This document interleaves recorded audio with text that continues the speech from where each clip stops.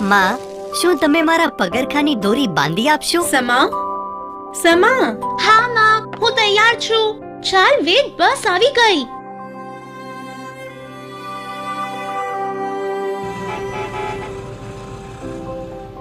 માં ઘરના બધા કામોના બોજથી દબાયેલી રહે છે, પણ ન જાણે કેમ પપ્પા એમની કોઈ મદદ નથી કરતા. હું જાણું છું કે પપ્પા ઓફિસ જાય છે, પણ માં તો ઘર સાફ કરે છે, બધાને માટે ભોજન બનાવે છે અને પછી ઓફિસે પણ જાય છે. મારે આ બાબતે ઈશા મેમ સાથે વાત કરવી જોઈએ.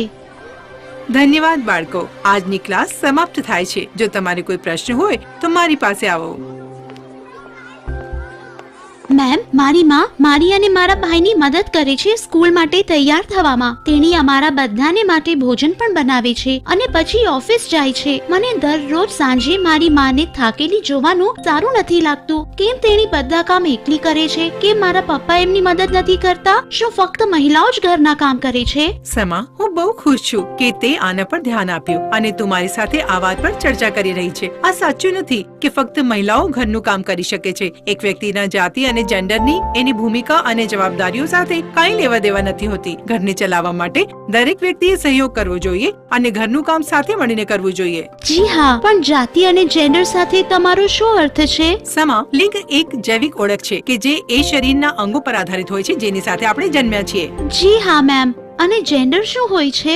જેન્ડર હેઠળ સમાજ આપણા જૈવિક લિંગના આધારે આપણી પાસેથી એવી અપેક્ષા રાખે છે કે આપણે કેવો વ્યવહાર કરીએ. ઉદાહરણ તરીકે, એ સામાન્ય રૂપે સ્વીકૃત છે કે મહિલાઓએ ઘરનું બધું જ કામ કરવું જોઈએ.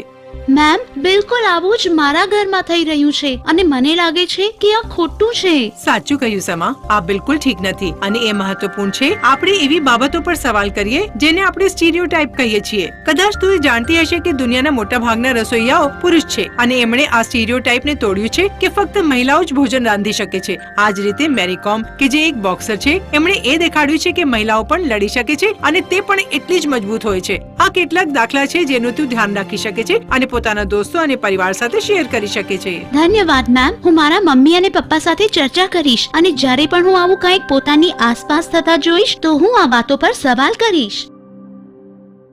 પદ્મા, શું રાતનું વાણું તૈયાર છે? અને હું વિચારી રહ્યો હતો કે તું અમારા સૌના માટે કંઈક બનાવવાનું બનાવી લે જેથી આપણે લોકો ટ્રેનમાં ભૂખ્યા ન રહે.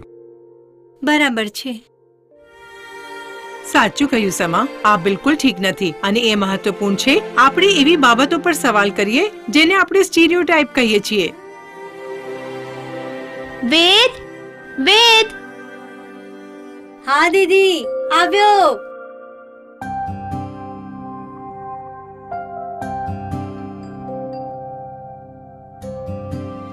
પપ્પા, શું હું તમને કાંઈ પૂછી શકું છું?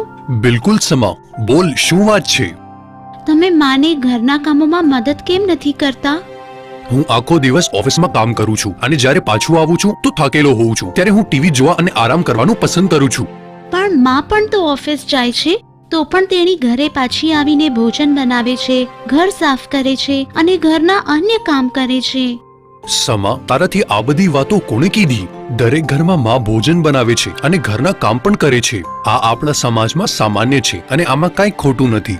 નહીં પપ્પા, આ ખોટું છે. મેં મારી ટીચરને પણ આવી માન્યતાઓ અંગે વાત કરી હતી જે કોઈ સ્થિતિઓમાં એક જાતિને બીજાથી વધારે શક્તિશાળી બનાવે છે. આપણા બધા માટે ભોજન બનાવવાનું માનું કર્તવ્ય નથી. મેં કહ્યું હતું કે આપણે સૌએ એક સાથે મળીને કામ કરવું જોઈએ અને એકબીજાની મદદ કરવી જોઈએ. હા સમા, હું સમજી ગયો કે જે તારી ટીચરે કહ્યું તે સાચું છે. મને મારી ભૂલ સમજાઈ ગઈ છે. ભોજન બનાવવામાં હું તારી માની મદદ કરીશ અને કાલે શિમલા જવા માટે બેગ પણ પેક કરીશ. ધન્યવાદ સમા, એ જણાવવા માટે કે હું શું ખોટું કરતો હતો.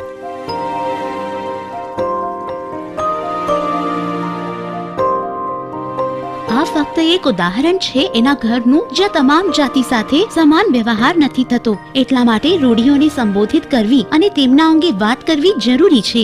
જેમ મેં પોતાના ઘરમાં આ સમસ્યા અંગે કરી એ જ રીતે દરેક જણે કરવી જોઈએ.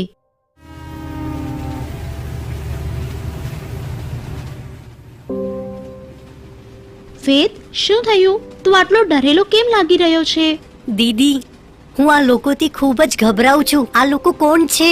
વેદ, આમાં ડરવાની કોઈ વાત નથી. વ્યંઢળ આપણા જેવા લોકો છે જેઓ પોતાના જૈવિક જાતિના આધારે સોંપવામાં આવેલા જેન્ડરની ભૂમિકાથી ઓળખવામાં નથી આવતા. મારી ક્લાસ ટીચર મેમે જણાવ્યું હતું કે આ દરેક વ્યક્તિ પર નિર્ભર કરે છે કે તે પોતાનું કયું જેન્ડર પસંદ કરે છે, અને આપણે એમના જેન્ડરના ચૂંટવા પર નજર ના રાખવી જોઈએ. એટલા માટે ડરવાની જરૂર નથી. પણ દીદી, આ બધા લોકો પાસે કેમ જાય છે? સમાજ ટ્રાન્સજેન્ડરોને સમાન તકો નથી આપતો, જેના કારણે તેઓએ પોતાની દૈનિક જરૂરિયાતોને પૂરી કરવામાં મુશ્કેલીઓ પડે છે. એટલા માટે તેઓ લોકો પાસેથી પૈસા માંગે છે. શું આપણે એમની મદદ કરી શકીએ?